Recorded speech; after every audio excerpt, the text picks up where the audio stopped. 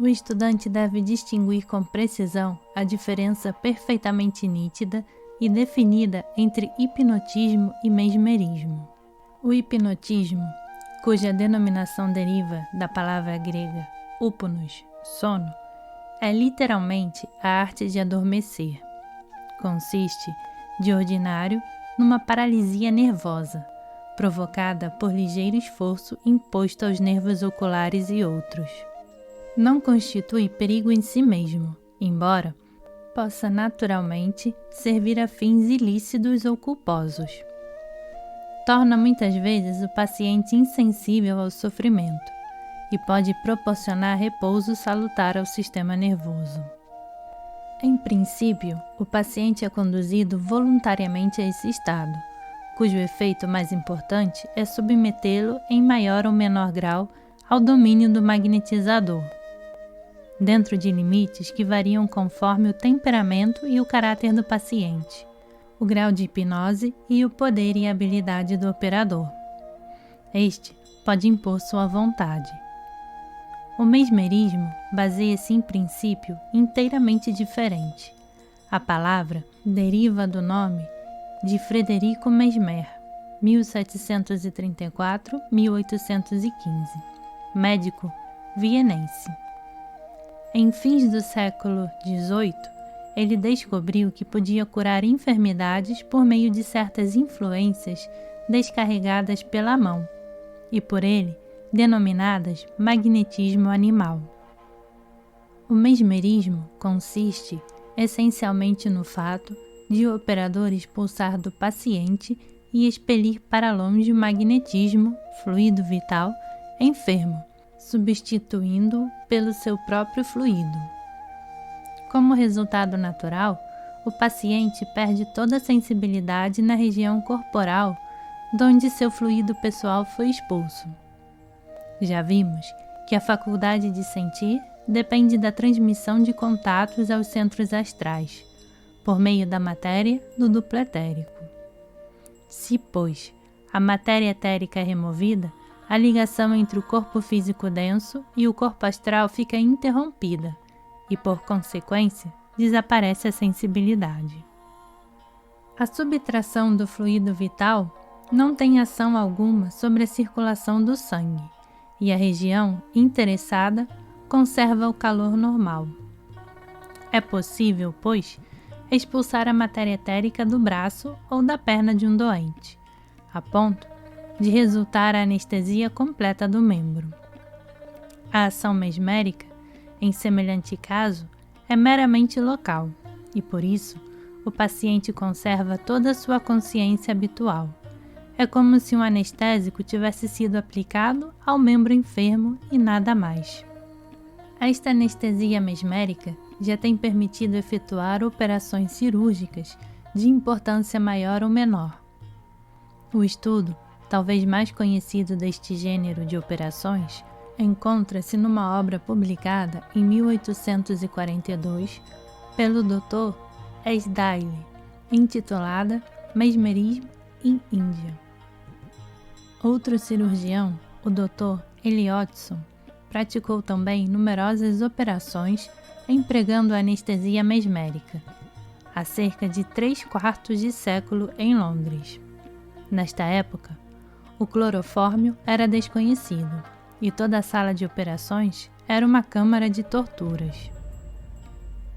Interessantes relatos da obra desses dois inovadores vêm referidos no livro The Rationale of Mesmerism, de A.P. Sinnett, que muito recomendamos a nossos leitores. O tratamento mesmérico pode ir mais longe, até expulsar do cérebro o fluido magnético do paciente e substituí-lo pelo do operador. Neste caso, o controle do corpo escapa ao paciente e passa ao operador, que faz com que sua vontade seja cumprida pelo magnetizado.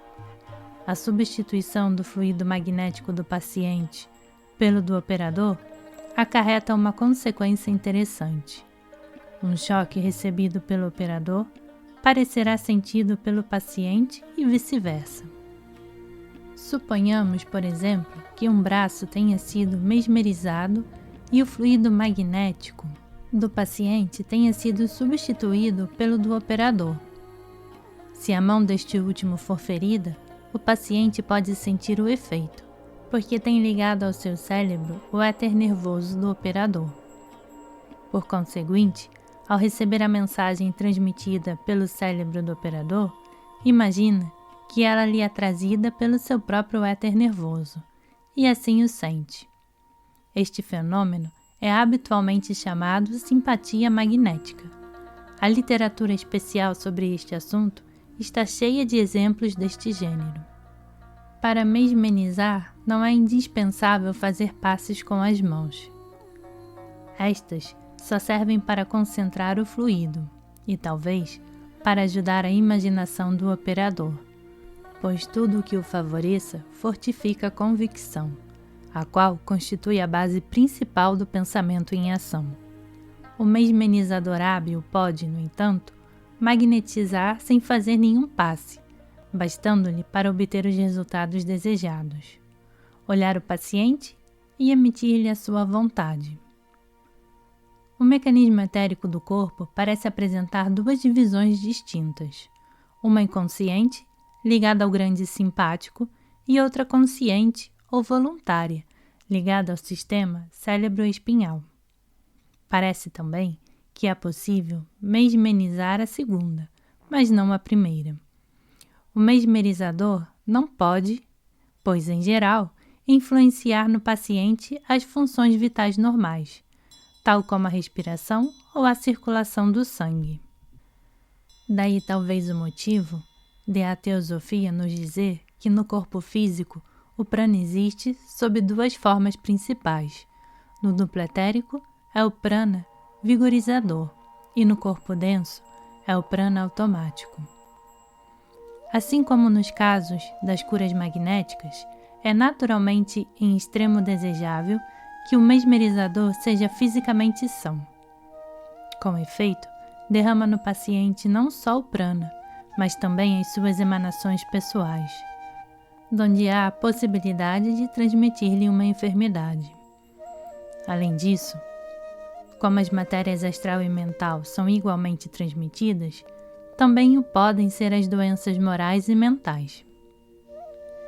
Em virtude de análogas razões, o mesmerizador pode ainda, mesmo inconsciente, exercer grande influência sobre o seu paciente. Uma influência que é mais considerável do que geralmente se imagina.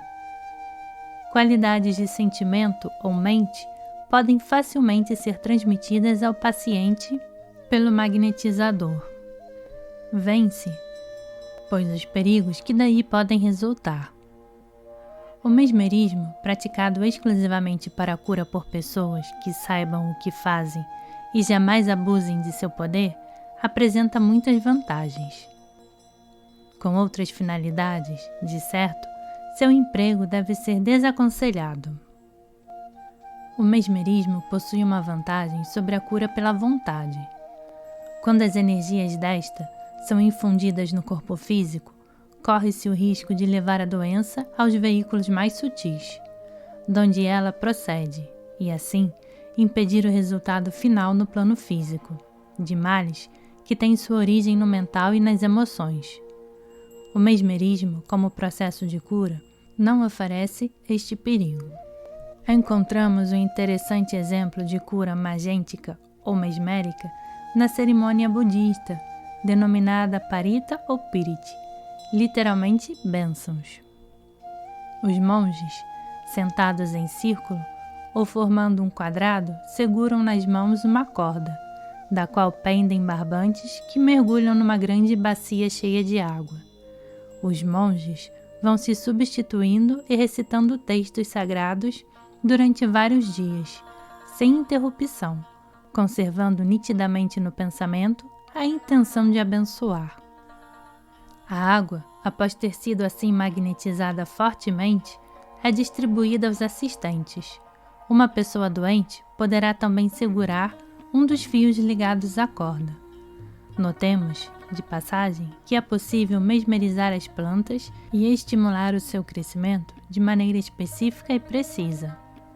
Poucas pessoas, o sabem fazer conscientemente, sem dúvida, pelo menos no Ocidente.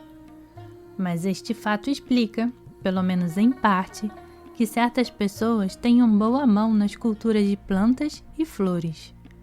Este fenômeno tem também outras causas mais comuns: a própria composição do duplo etérico e de outros veículos, e também a afinidade da pessoa com os elementais. Destes, são mais amigos seus aqueles cujos elementos predominem nos veículos da pessoa. Os espíritos da natureza não possuem nem senso de responsabilidade, nem vontade bem desenvolvida, e por isso se prestam facilmente, em geral, ao domínio mesmérico. Podem, então, ser empregados das mais diversas maneiras para cumprir os desejos do mago, excetuado o caso de excederem ao alcance de suas faculdades. As tarefas que lhes confiam são executadas fiel e exatamente. Finalmente, deve acrescentar que é possível também mesmerizar pessoas recentemente falecidas e que em corpo astral permanecem ainda próximas de nós.